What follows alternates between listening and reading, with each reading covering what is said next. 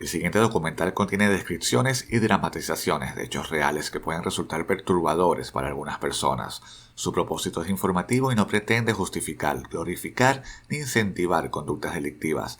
Las dramatizaciones son recreaciones basadas en información pública y pueden contener elementos visuales sensibles. Se recomienda discreción del espectador. Caracas, diciembre de 1994. En una ciudad marcada por la ansiedad social, un capricho de juventud desencadenaría un crimen imposible de olvidar. Esta es la historia de Sibel Naimé Jordi, conocida como la asesina del gato. Una joven, un gato, un cheque y una tragedia. Sibel Naimé nació el 24 de enero de 1976 en Caracas, Venezuela. Provenía de una familia drusa de origen libanés. Su padre, el Dr. Chauki Naimé, ginecólogo respetado y severo, imponía una disciplina estricta en casa. Sibel, la menor de varios hermanos, vivía bajo control rígido. No podía salir sin permiso, no tenía novio y sus rebeldías le costaban golpes, a veces encubiertos por su madre. A finales de 1994, Sibel se obsesionó con la idea de tener un gato angora. Pidió uno, pero fue negado por su padre. Entonces, un anuncio en el periódico cambió todo. Ofrecía un gato angora por 20.000 bolívares, aproximadamente $118 para la época. Decidida, robó 3 cheques del consultorio paterno y practicó la firma hasta falsificarla con precisión. Finalmente, usó uno para comprar el gato. Lo presentó en casa como un regalo de una amiga. Días más tarde, su padre descubrió la falsificación. El banco confirmó que uno de sus cheques había sido cobrado. Sibel entró en pánico. Llamó millones de veces al vendedor y a su amigo Juan Carlos, suplicando la devolución del cheque, o al menos el dinero. Todas las respuestas fueron negativas. El cerco se cerraba.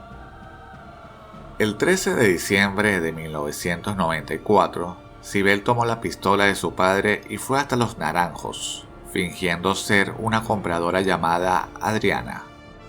Fue recibida por la madre de Miguel Tawil, quien sin saber colaboró al engaño. Subió con él y con Juan Carlos a una camioneta, ella atrás, ellos adelante. Volvió a exigir el cheque. Cuando él se negó, sacó el arma. El forcejeo fue breve, mortal. Primero Miguel, luego Juan Carlos, ambos con un solo disparo en la cabeza. Luego descendió de la camioneta, caminó hacia la salida y se marchó. Horas después, la camioneta fue encontrada, luces encendidas, cuerpo sin vida. La investigación comenzó de inmediato.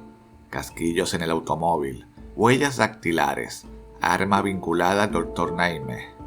Testigos describieron a la joven. El retrato hablado y los rastros fueron suficientes.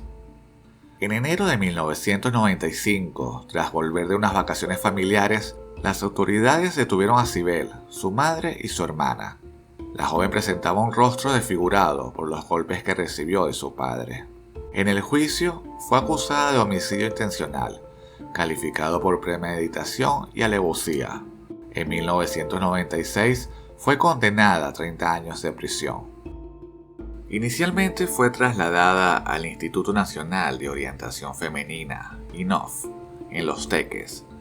Según versiones, durante su reclusión sostuvo una relación con un funcionario de la Guardia Nacional. De esa relación habría nacido un hijo. Con el paso del tiempo fue trasladada a la Penitenciaría General de Venezuela. Sin embargo, su historia dio un nuevo giro 13 años después de su condena. Fue beneficiada con una medida de casa por cárcel, precisamente por su hijo, fruto de aquella relación con un custodio. El beneficio, sin embargo, duró poco. A los pocos meses la medida fue revocada, pero cuando las autoridades fueron a buscarla para regresarla al INOF, ya no estaba. Había desaparecido. Las pistas apuntaban a que logró abandonar el país, presuntamente rumbo a un país árabe que no tiene tratado de extradición con Venezuela. Desde entonces, su paradero sigue siendo un misterio. En cuanto a su padre, Chauki Naime, el escándalo lo obligó a mudarse a los Estados Unidos, donde vivió discretamente hasta su muerte en 2017. Luego de 30 años, sin aparecer públicamente, Sibel reapareció en redes sociales, en una transmisión en vivo por TikTok, con voz entrecortada. Pidió perdón a la familia de las víctimas. Le pido mil disculpas, señora. Simplemente perdón. Pudiera retroceder el tiempo, lo haría. Expresó que vive cada día enfrentando las consecuencias de sus actos y que no busca asumir el papel de víctima. Afirmó: lo que uno hace, uno lo paga y yo lo estoy pagando todos los días. Que todo tiene sus consecuencias. 2 vidas cegadas por un deseo mal canalizado, una familia destrozada y ahora una mujer que pide perdón una década después. La historia de Sibel Naime no solo es un crimen por un gato, es un testimonio de hasta dónde puede llevarnos el miedo, la presión y la impaciencia. Quizás su arrepentimiento tardío no borre lo ocurrido, pero abre una pregunta: ¿qué tan profundo debe ser el perdón y cuánto tiempo debe durar la pena? Si te gustó el video, no olvides de suscribirte, darle me gusta, dejar tu comentario y nos vemos en un próximo video.